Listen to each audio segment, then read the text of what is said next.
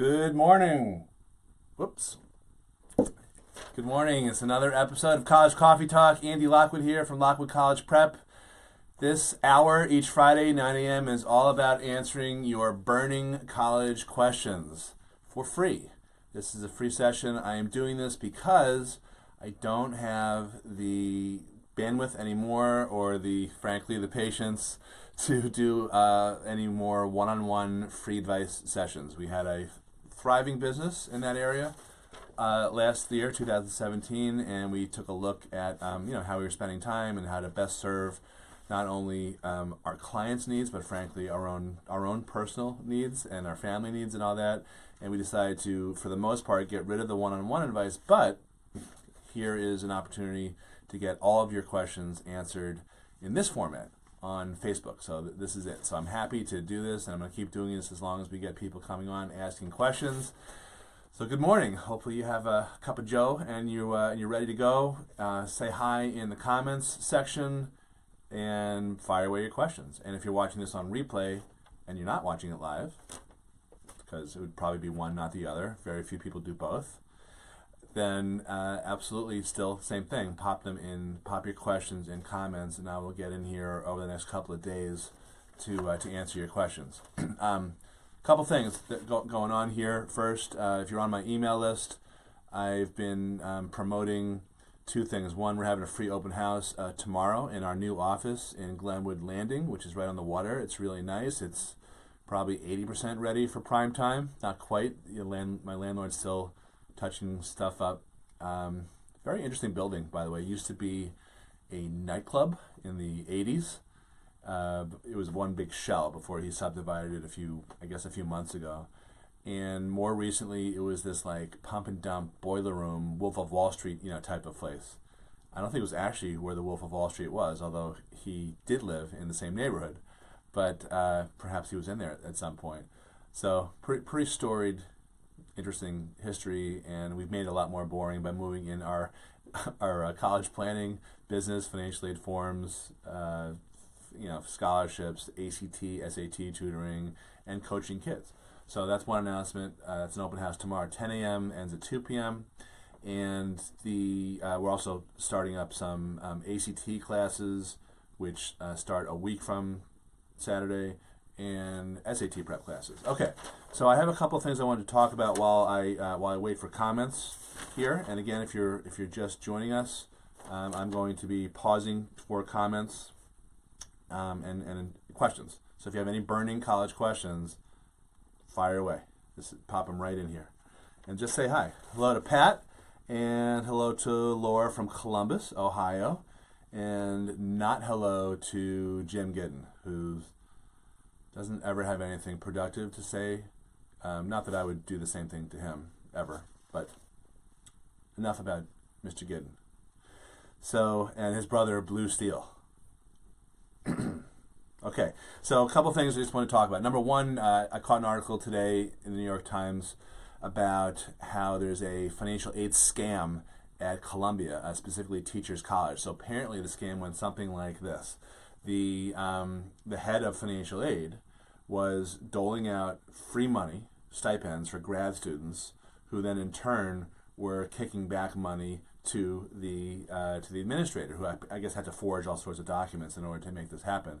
The stupidest thing is that the kids, the grad students who were kicking the money back, I think in the article, within days they were writing a check back to the administrator's personal account with a memo saying thank you or love or and they apparently had social relationships. They went on cruises together and all that. Really idiotic type stuff. They say that criminals are not the brightest bulbs in the chandelier. So I don't really know, but if I were trying to run a scam like that, I don't think I would cut a check back the same day or something and say thank you in the memo or something like that. So anyway, I guess the point is that there's all sorts of the odds are really stacked against you. This money that the graduate financial aid administrator gave out probably took away from money that could have gone elsewhere. College is so expensive. It made me wonder how much of this stuff really goes on.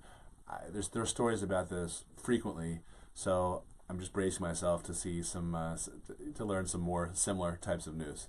So I thought that was pretty interesting, pretty depressing. College is a business. There's all sorts of fat and corruption, and just like any other business. It wasn't so long ago that a bunch of colleges, including George Washington University, including Tulane, including Emory, a few other schools, admitted that they were falsifying their information about their incoming students' GPAs and SAT scores in order to boost their rank in U.S. News and World Report. So just, be very skeptical. Treat this process of applying to college, whether it's grad school or undergrad school, as a business transaction where you need to be on guard and skeptical and question everything. And you need to protect your own interests first and foremost, because you never know what's going on behind closed doors on the other side. Okay, that was the first thing. Let me just see. I see some stuff coming in here. I don't know if I can see all these comments here. Good morning, Annie and Laura and Jimmy talking about basketball, and Pam saying hi, and Jimmy, I could definitely take you one-on-one. Okay. All right, so let's get to the substantive questions. Oh, by the way, Jimmy, this is just for you. I don't know if you ever met him, but my roommate at Wesleyan, Matt Reese, who I played basketball with, found our stats, and I had like 45 points the whole season as a freshman. It was really pathetic. And I was out rebounded by a guy who was 5'8". I just saw that yesterday, so I thought you'd appreciate that. Okay. All right, so Laura, AP versus IB, our school offers both. What are your thoughts on both in regards to college and the application acceptance process? I get that question a lot. That's a good question. So even if I didn't get it a lot, it's a good question. The answer is that there's academic components that admissions officers look at, and there's non-academic components that they examine. The academic stuff is roughly 60% of the equation at most competitive colleges. So the academic stuff entails your GPA, your standardized test scores, and your rigor. AP and IB, for the most part, are interchangeable in terms of rigor, the way that admissions officers look at. So it doesn't really make much of a difference. The quantity, how much you've challenged yourself and loaded up your schedule with both or either is probably paramount to whether it's AP or IB. Now, the distinction that I've always heard, and I'm just repeating, discussions that I've either been involved with or heard from other people, is that IB classes involve a lot more critical thinking and less memorization, and they're a little more challenging that way.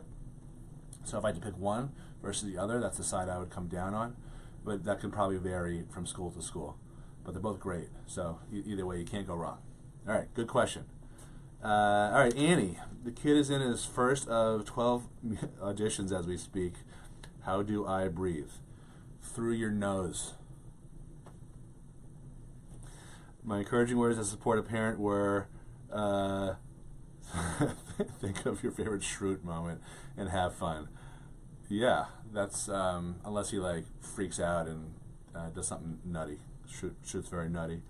How am I doing? I'm just a nervous parent here for the support. You're here for the support. That's funny.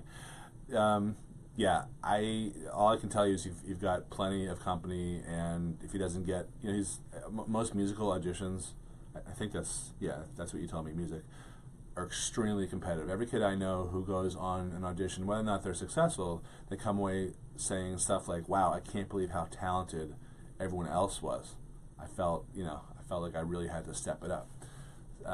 But listen, if he doesn't get into a top music program, what that could mean is he does, let's put it this way, if he did get in, what would that mean? That could mean that he's going to try to, make a career as a performing artist the rest of his life, which is also not so easy.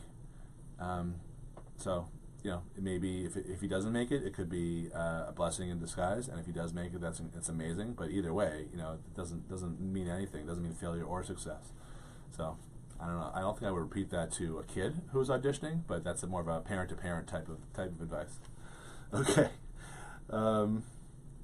So if you're just joining us, this is College Coffee Talk. It's free. It's a free 1 hour of college-related questions, unless your name is Jim Gooden. And in that case, no. Anyone who has any questions about the college process, which entails getting in to college, questions about AP versus IB. I already got one of those. Questions about financial aid or scholarships or negotiating with colleges. I'm in the middle of doing that right now, which I can probably take you behind the scenes a little bit and talk about. Questions about, you name it, summer stuff, what you should be doing, any of that. It's on the table every Friday, 9 a.m. for 1 hour. Cinco hour. Pearl right now is in the middle of still finishing up a lot of financial aid forms. Most of them went in October, but there's still stragglers every year. And for returning students, those deadlines tend to be later. So she's working on one right now, which just between us, she has decided right away that she is extremely underpaid for. It's just, client who's kind of always leaves everything to the last minute with these surprise deadlines, and we just got retained 3 days ago, but the deadlines were a couple of weeks ago. The kid's applying to grad school, and a lot of the questions that he needs help with are, how do you expect to pay for grad school? And the thing is that he doesn't make any money. He didn't make any money as an undergrad student, so they're asking him to say, well, how, what sources are you going to pull money from? And, you can't get blood from a stone. There ain't no sources. So he's like, how do I answer this? I don't know what to do. Can you write something? It's like a 400 word max answer. Pearl just fills out forms. She doesn't help with essays. This is like a mini essay. And so she was discussing that with me this morning, very early, with loud volume.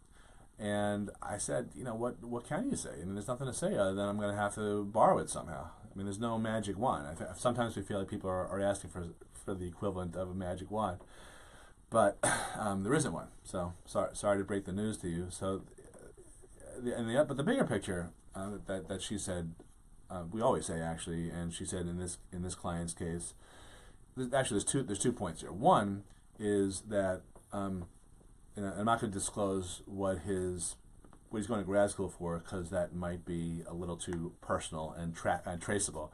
But the thing he's not getting an MBA. He's doing something else, a different type of, like a master's.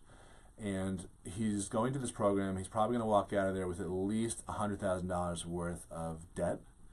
It's probably, I think, arguably will be double. And Pearl's like, what's the point of doing that? Why, how are you going to, then what happens after you come out of school with this degree that's arguably going to help you get a job or not? He's a very good student. He graduated with honors, or he will, undergrad.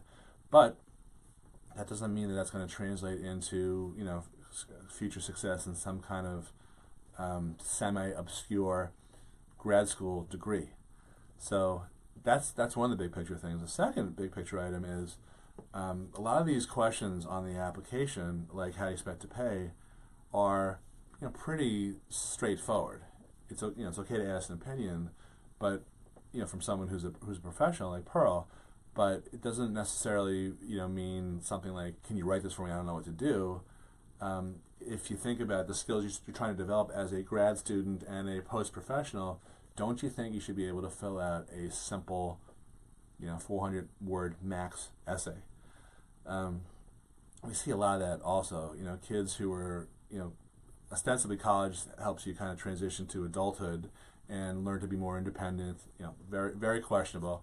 But when you get to grad school, that's no longer undergrad. Now you're an adult.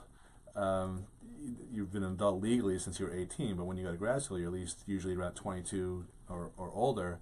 Shouldn't you be able to, try to figure some stuff out on your own at this point? And I think in this case, he's never had that asked of him by his parents, and his parents, frankly, are kind of the same way too. Always doing things in crisis mode, reaction, last minute stuff. And what we're doing is we know the family at least from a financial standpoint.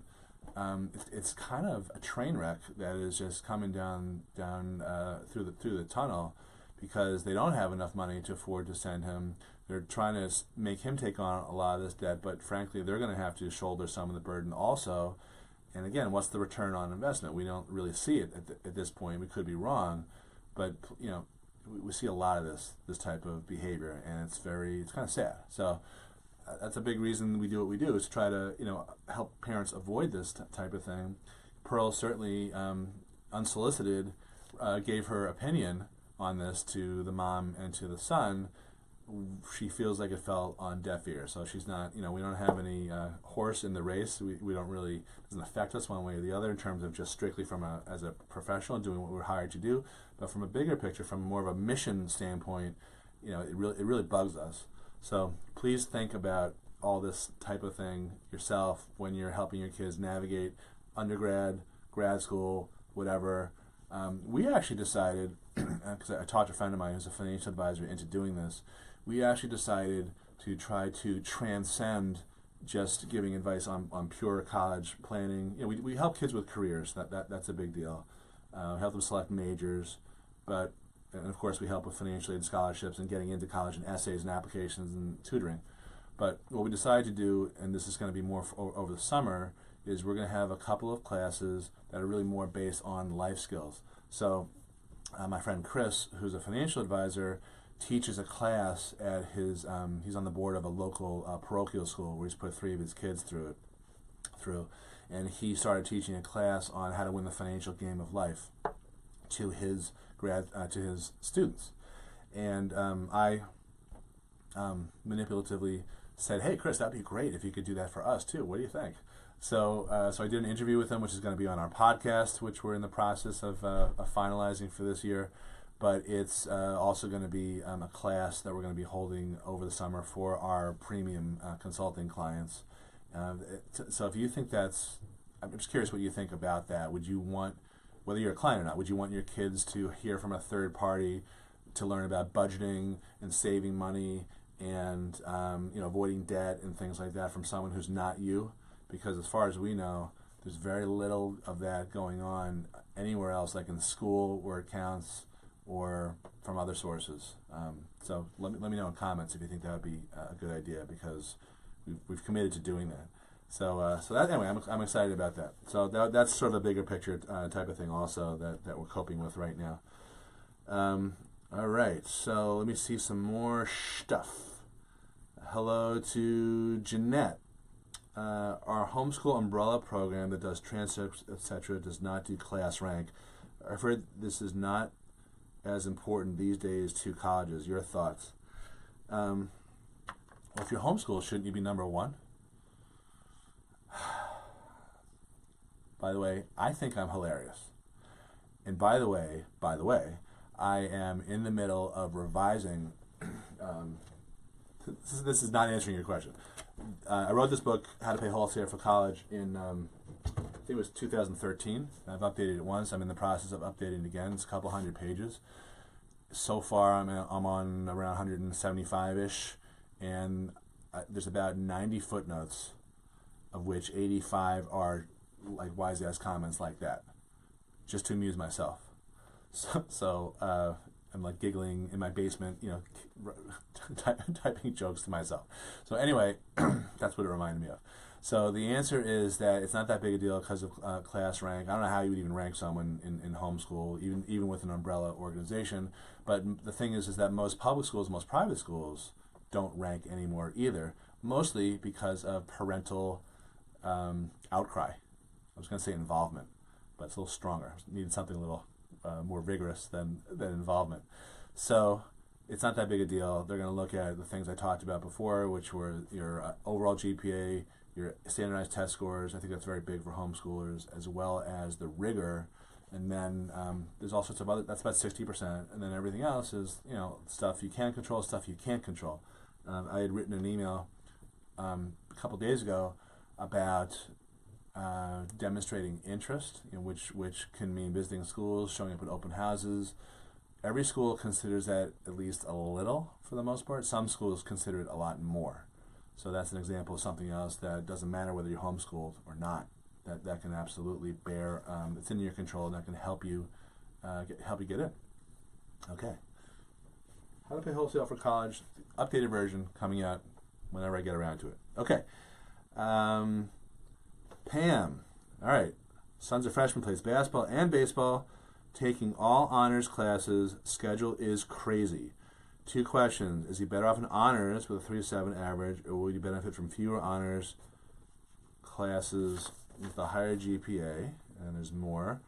As you move forward, when should he choose AP classes? For example, he likes history but doesn't love it. He's a STEM guy, so he's leaning away from AP and world history next year.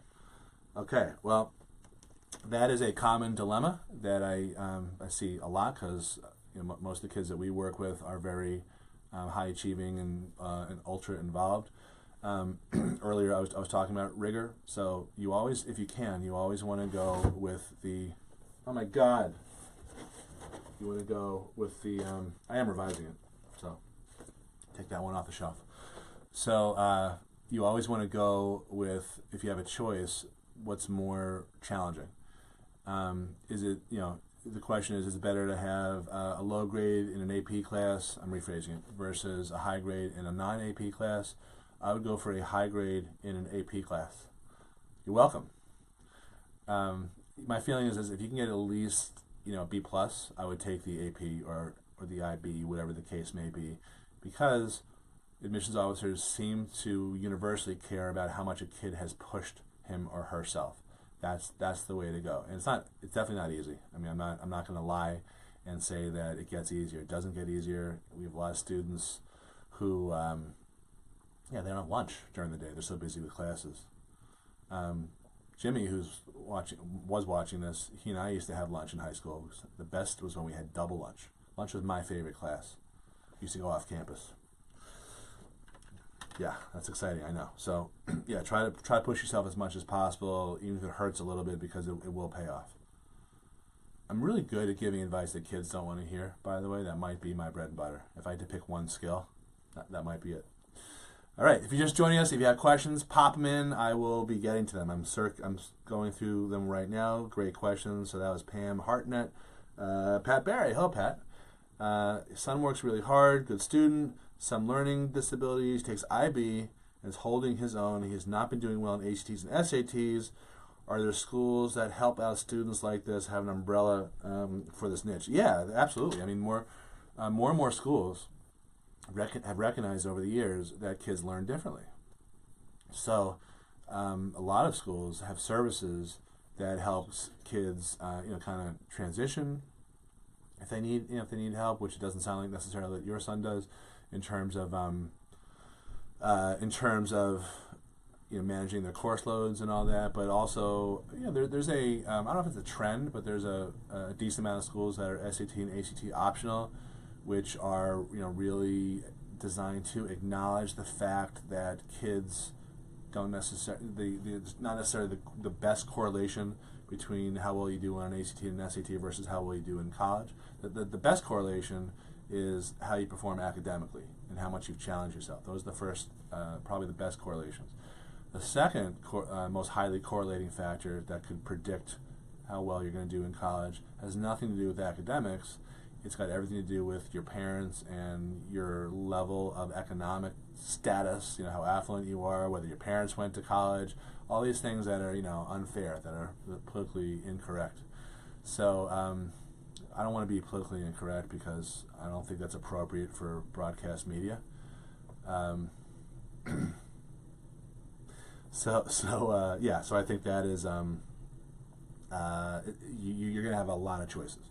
Okay. Hello to Jeanette and hello to Joanna, Jimmy's twin. 2 get-ins on the same broadcast. That's amazing. Joanna, Spaz, if you have any questions, if anyone has any questions about the college process, getting into college, about paying for college, about any college planning stuff, please pop them in comments here. So you are, even if you're watching on replay, this is every week we do this, 9 a.m. Eastern, 1 hour of free college coaching. This is it. This is the free advice hour.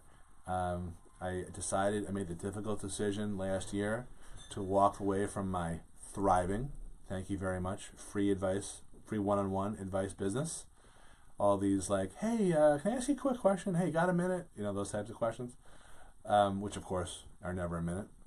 So I actually, every once in a while someone slips through. So I had a conversation last no, I guess it was this week with a guy from not local, but from a different neighboring state, who had some questions about whether he could qualify for anything for his daughter who's applying to college. And so I kind of walked him through it. And I said, I think you should just apply, but you need to fill out the forms. And it's something we do as a service.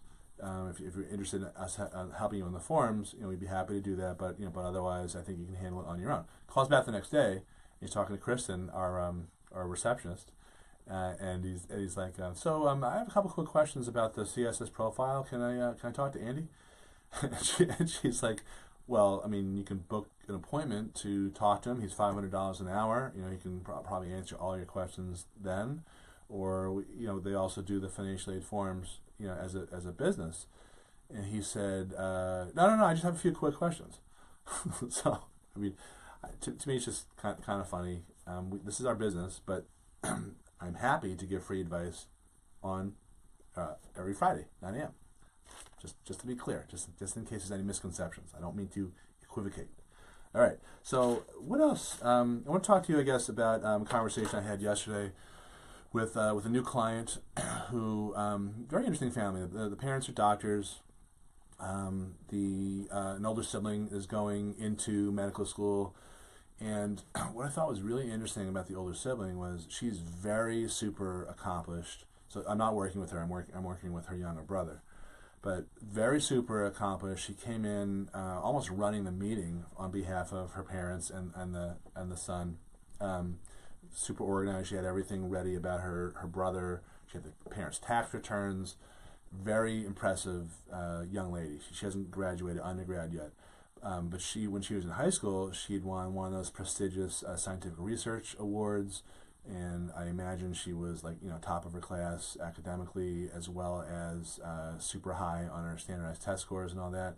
She made a decision when she got admitted to colleges, because she had a very strong sense that she was going on to grad school, to not go. She chose not to go to some of the super elite colleges where she didn't get as much money, and maybe secondarily would not be as hard.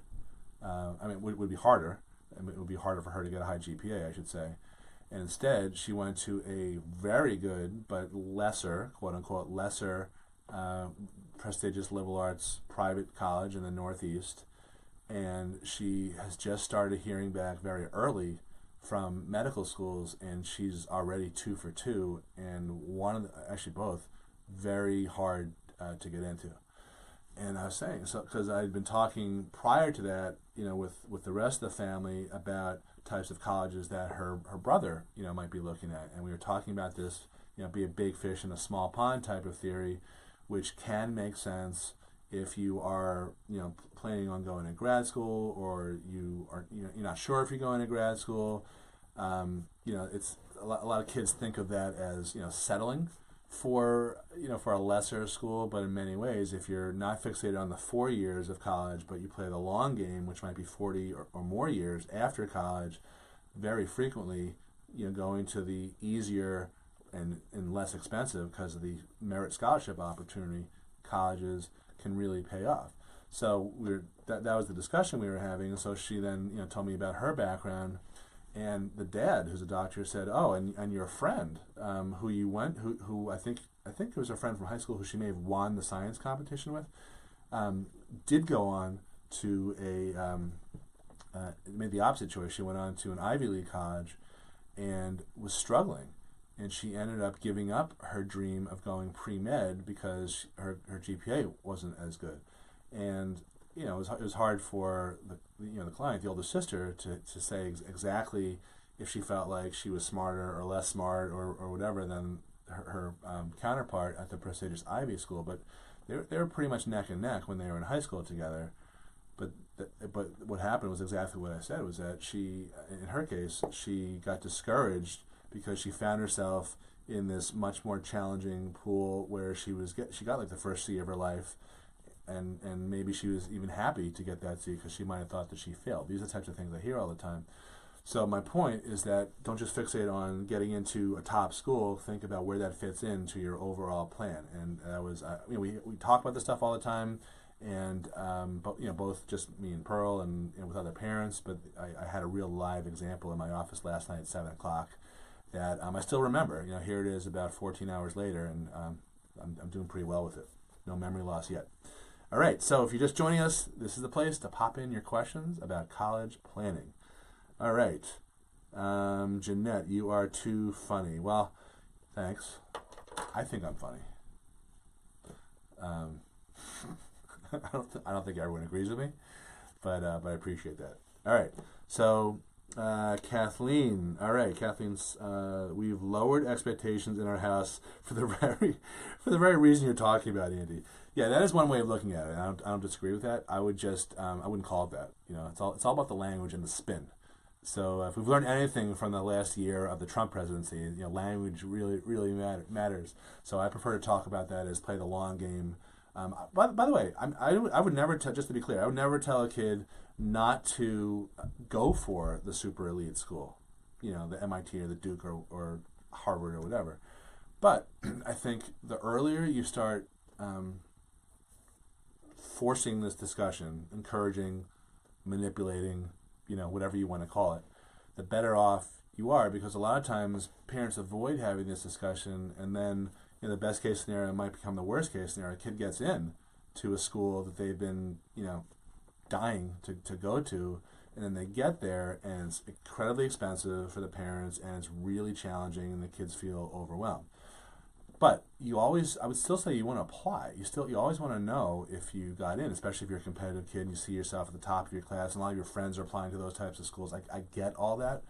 But the trick, and this is in the category of easier said than done advice, the trick is to introduce that concept and have an ongoing dialogue way before you find out if you get in or not, or your kid finds out if he or she got in or not, so that you can at least have this discussion about the long game versus the short game.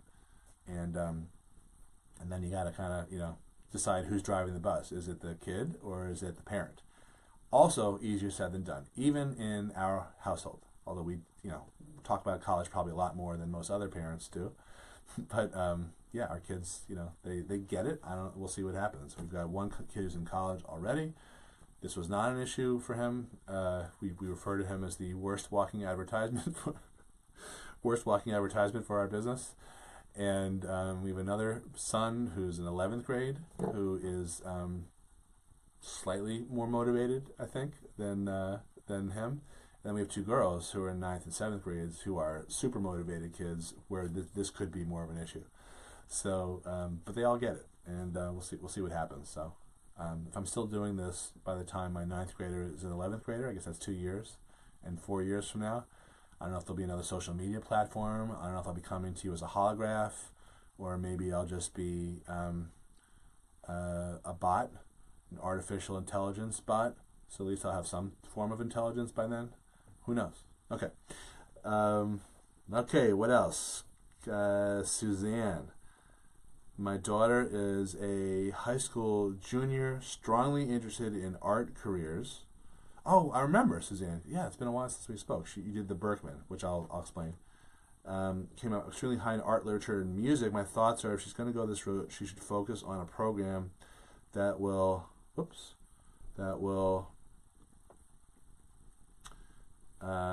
best prepare her for gainful employment right out of undergrad. That is crazy. What do you mean? You want her to get a job? People, it's all about the money these days. In other words, go all in, find a school that's accredited by the Art and Design Organization, and pursue a BA versus BFA versus BA or BS, or other thoughts should I be considering. I'd be very curious to take a look at that, Berkman. That's our career assessment, and then we have a consult with a former admissions officer who's also certified in this career methodology. I think art and design, those are actually very good careers in general. I think the world is shifting toward those types of things. I'm just speaking off the top of my head here, but I've seen kids who are very art interested go into growing fields like curation. That seems to come up a lot with kids who are art oriented. You may even need a BFA for that. I'm not positive, But people say sometimes, what are you going to do with an art degree?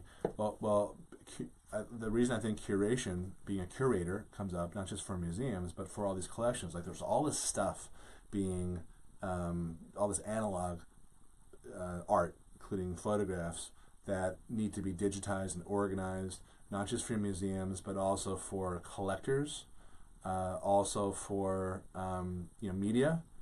There's tons of people who need art collections digitized. We went through this a little bit with my dad. He passed away, I don't know, maybe 5 years ago at this point. But he was a photojournalist, and he had a lot of photos that were of Fidel Castro. He was in Cuba right after Castro took over, and he spent like a week with him, I think, living with him. He took all these photographs. He interviewed him, and it was a great book. And they just republished the book last summer, 2 summers ago.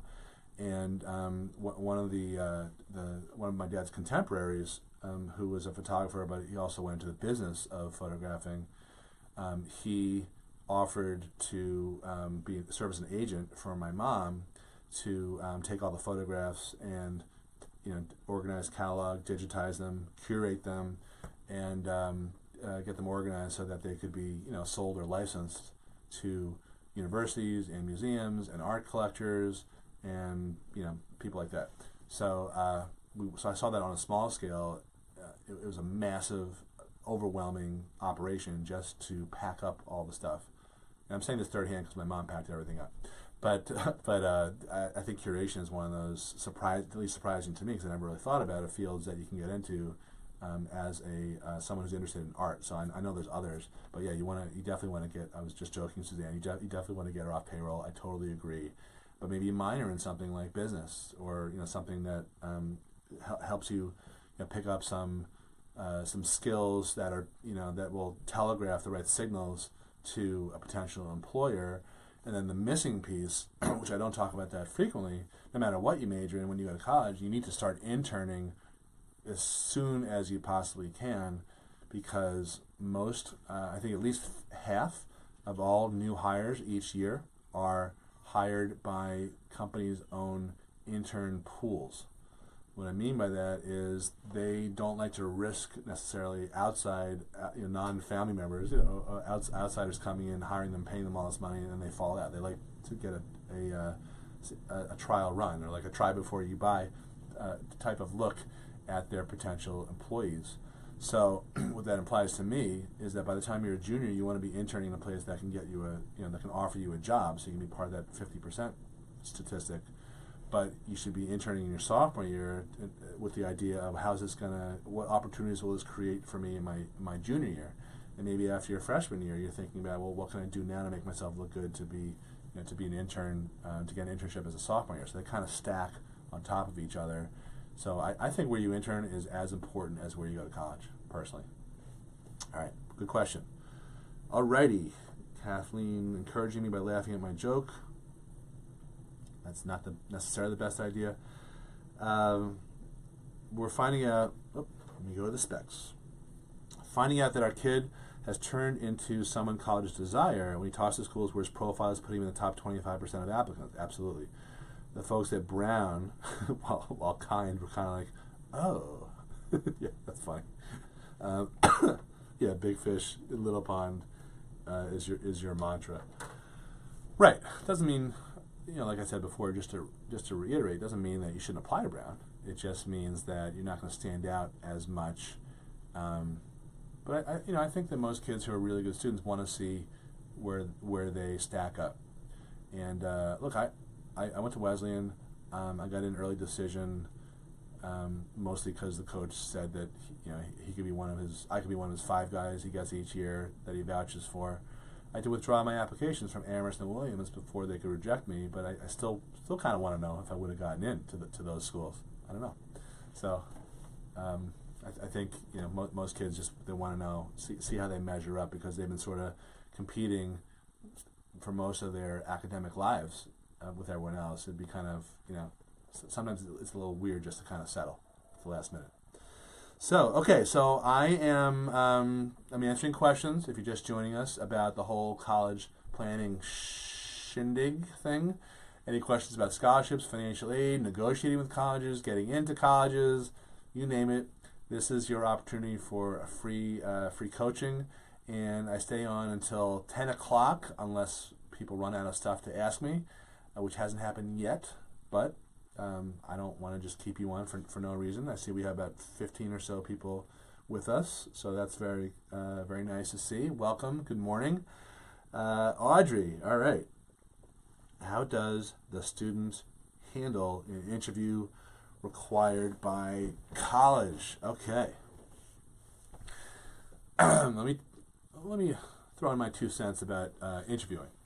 So, if your kid applies to Harvard, I can guarantee they'll get an interview. Same thing with most private liberal arts colleges.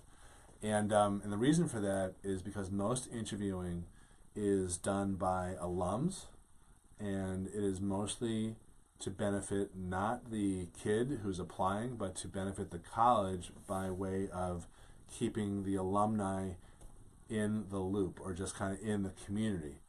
So Pearl used to interview for her alma mater, Cornell. Her friend Cindy, I believe, still does.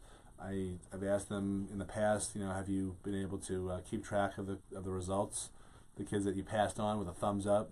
And I think Cindy said something like, yeah, I don't think anyone's gotten in. I may be wrong, but that's what I remember. I've had that conversation with many other people.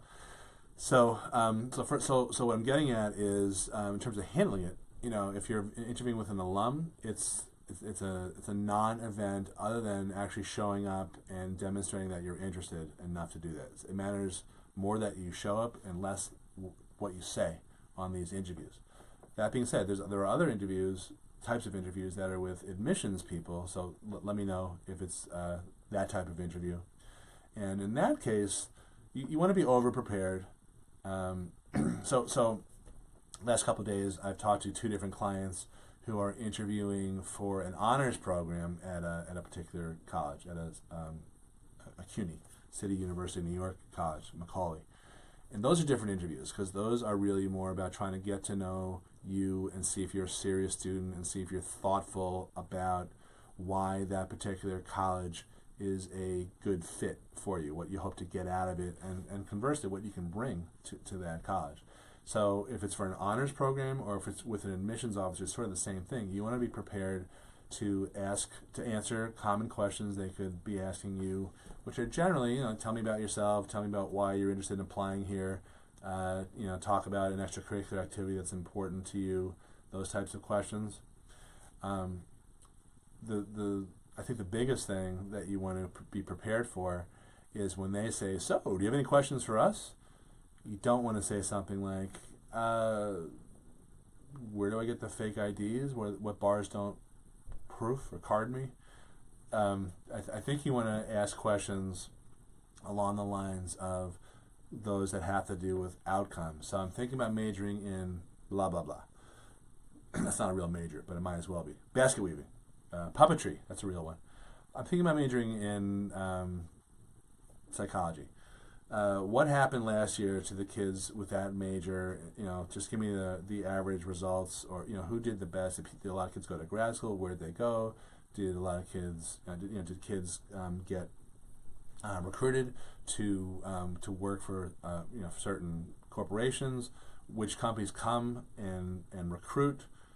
Which came last year but are not coming back this year? How come? What type of support does the Career Center offer in terms of helping with resumes or interview skills or internships or alumni network type, growth? Like all these types of things may or may not be alluded to barely on the websites, but they are very important questions. So I think those are the types of questions I'd be ready to ask.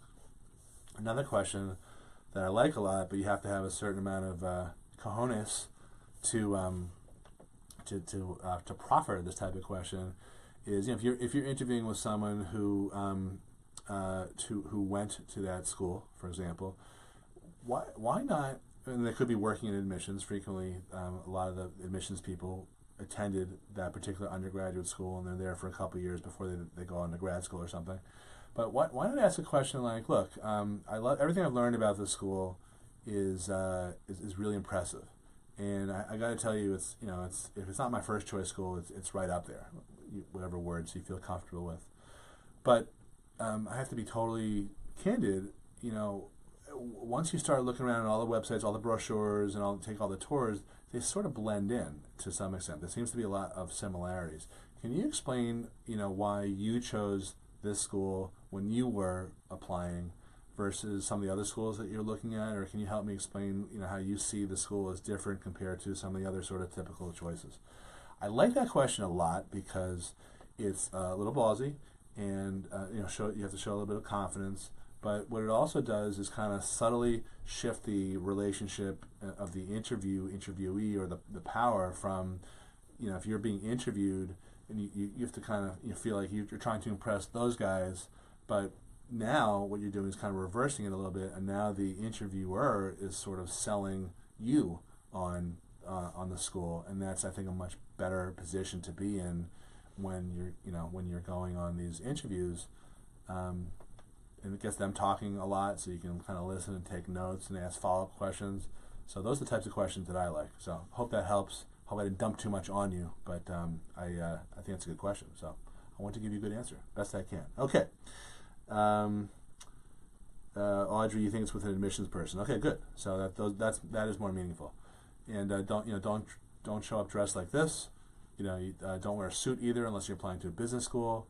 But certainly, you want to look the part. You want to be dressed like the admissions person, but maybe a little bit nicer. So if it's a guy, wear khakis and a button down. I don't know if I'd go with a blazer or not, but I don't know if he's still on. But my friend Jimmy sells pants.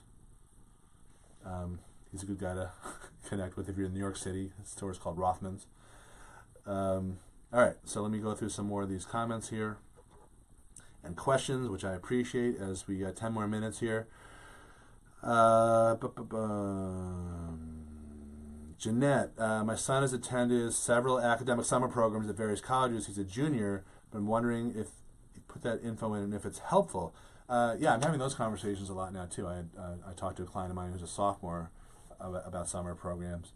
The answer is that it is helpful in that it shows that you're doing something productive and serious over the summer, but it's not necessarily going to help you get into that particular school. So if you go to the summer program at MIT, it doesn't help you get into MIT undergrad. But it does show that you are, trying to learn stuff over the summer. So from that standpoint, it's very helpful. If that was your question, I'm not sure that was your question. I'm just sort of reading between the lines based on other questions I get all the time. All right. Lisa Davis, have you seen SUNY Binghamton give merit money? I don't think I've ever seen that at all. Some of the other SUNYs, yeah. Okay. Annie, well, he choked on the first edition. Wow. A little too much oversharing, Annie. No, as long as your son doesn't see this, that's fine. That's just part of the learning process. That's good. Nerves got the best of them, all a sign, perhaps. No, it's not a sign. I think the more you do this, by the way, if there's any way to do an audition at a school that he's not interested in at all, that could take off some pressure too. Just to use a school mercilessly, that would be maybe that's a good idea, just to help treat them as a dry run, so that when you get back to an important audition, it feels a lot more comfortable. It probably will anyway at this point, but yeah. Sorry to hear that. I'm making light of the situation, but it's not the end of the world at all. And I wouldn't treat it as a sign. You got to keep doing it, personally. Pearl Chisner Lockwood joined. Hello, Pearl. Welcome. Ken Get-in. Ken is the third Get-in to join today's broadcast. I'm going to do a special, like an Osmond family special. I think I'm going to do a Get-in only. Although I think your kids are like either graduated from college or I don't know what. But thank you, Ken Blue Steel Get-in, for joining. Still funny. Nothing funnier than the same joke over and over again. All right, so we got about 7 minutes left. I don't have anything else on my docket other than just dumb comments directed at the Giddens. But if anyone has any questions, this is last call for questions about getting into college, paying for college, negotiating with colleges. I haven't heard any of those today. We're starting to do that. Actually, I'll tell you a quick story. So while I'm stalling, but this is important in terms of negotiating with colleges. So the financial aid and scholarship offers are starting to roll in now. This is now the middle, almost the Ides of January. And for early decision families, it's a lot harder to negotiate because they don't always have other offers. They never have other offers, so we can't play them off against each other. We can't leverage them. But we still try. So we have a client who, I don't know if I talked about this last week, but she and her husband own their own business, and they own a couple of properties that has some of their other professional sites. They're dentists. And they have twins, and they got into really good colleges. One got into Barnard, one got into another Ivy League school. And Barnard gave 0. Now, that kind of makes sense if you were to look at this family on paper, because they have they're successful dental practices, and they own real estate and all that. But the argument that we tried to make was that, look, I know that you're looking at this real estate and you're looking at our income and whatever, but the reality is a little bit different than what you might see on paper. And specifically, their reality in terms of their commercial properties was that the financial aid office appeared to value them at a higher level based on their own sort of, I don't know what the right word is, but their own, kind of, maybe they look at Zillow or something, to figure out the value. But what we were able to point out, and I worked with the family on this, was that the value was actually substantially lower than what the financial aid office thought of these investment properties, because when they went to pull a mortgage on these, on 2 of the properties, I believe, the bank came back and cut them back severely and said, we're not going to lend you the full amount because we see the value as lower. And banks, commercial lenders value property based on cash flow and based on a lot of stuff that has nothing to do with Zillow. So we made that argument back to Barnard, and they came back last week with $9,700 plus instead of 0. And our client seems to think that that's going to be over 4 years. So it's almost a $40,000 swing, just for kind of showing them the real deal, the argument that I call things aren't quite as rosy as they seem. So that was that was cool, very very gratifying. So now we're trying to do the same thing with the other school that the other twin got into, and also got a 0 award from. So hopefully it'll the results will be similar, but there's no guarantees. But the point is, you always want to keep trying. All right, let's see if there's any final questions. Last call today. Here we go. Okay, Jeanette, you are welcome. Hello, Alyssa, all right, from the Chicagoland area. Audrey, with rolling decisions coming in, when can you expect full financial aid packages? I think most of the time it's like March or April at the latest. They're not necessarily earlier. Usually you got to wait, on pins and needles for a few months, unfortunately.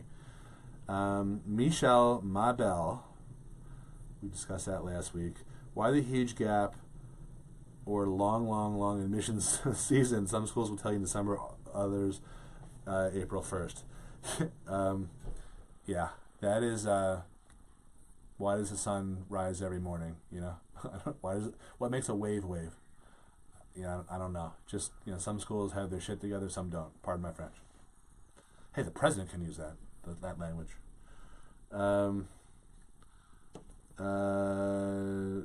Karen, do you offer major selection Berkman test only? Yeah, private message me, and I'll talk to you about that. Absolutely. Can get in with an actual substantive question, unlike his brother. I always knew you were the smartest kid. Do you think high school college advisors' relationship with schools is meaningful or a waste of time? Now, are you talking about a professional relationship or like a Harvey Weinstein type? No. I think the answer is that a lot of college admissions officers rely on these types of relationships with college guidance counselors, both from private schools and from public schools, in many cases. So I don't think they're ever a waste of time. But from the standpoint that they can't hurt and they can only help, I think they're actually a good thing. But they can't just flip a switch and get any kid in that they want to get in, but they can, if a kid is deferred or something, they can lobby on behalf of that kid if they have that relationship and they've been credible over the course of that relationship with the particular college admissions officer. So I actually think that's great. As opposed to someone like me, a private counselor, I don't have those types of, I wouldn't hold myself out as having those types of relationships with college people, even though I know a fair amount and I can, kind of back channel, get to others, but I would never advertise that or hold that out on a shingle somehow, because college admissions officers don't want to hear from private people, private counselors like me, because we're biased. The public high school counselors and private secondary school college counselors allegedly aren't biased.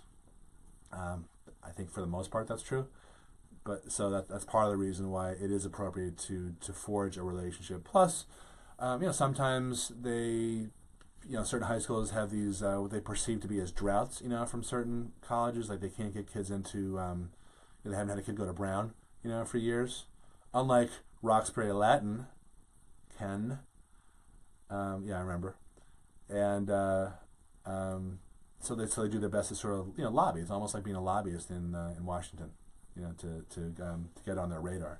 So that can be helpful. Absolutely, not a waste of time. Great question. Finally, a good question from McGidden. Still funny. Okay, all right, Laura. Last minute question here. This will be the final question live, and then again, if you're watching this on replay, please pop them in. How does getting deferred impact financial aid packages? For the most part, negatively. For the most part, if you're deferred, that's a sign that the college doesn't want you as much as some other kids. And most admissions, most financial aid officers, and most admissions people who dole out scholarships, they engage in what they call preferential packaging or leveraging, which are both basically the same term. That means that they bribe the kids that they want to show up. However, we had a kid maybe 2 years ago, who got deferred from Carnegie Mellon. He applied as I think he was like a stage manager type of guy, not your typical Carnegie Mellon classic, techie nerd guy, but Carnegie Mellon loves performing arts kids, and he got deferred, and he sent them a letter saying, "Listen, thank you for considering my application. I'm still very, very interested in coming. Please let me know if anything opens up or if you need any new information from me. By the way, here's an update on my grades, my scores, and whatever." Lo and behold, what happened next was he got a letter saying, "Okay, we're considering your application. If we do let you," it was like a weird thing. If we were to let you in, this is what your financial aid package would look like. So they weren't saying he was in. They weren't saying how much money they were going to give him. They were saying it was like the equivalent of a likely letter, which a lot of recruited athletes, get before they're actually admitted, or not just recruited athletes. A lot of Ivy caliber kids get. So he got the same thing, and the parents were like, "Okay, what the hell is this?" I was like, "It's nothing bad. Great." He ultimately got off the wait list, the deferred list, and he got into Carnegie Mellon, and he got a really great award. But I remember that very clearly because it was kind of odd, but it was also, unusual in terms of the amount of money he was able to get.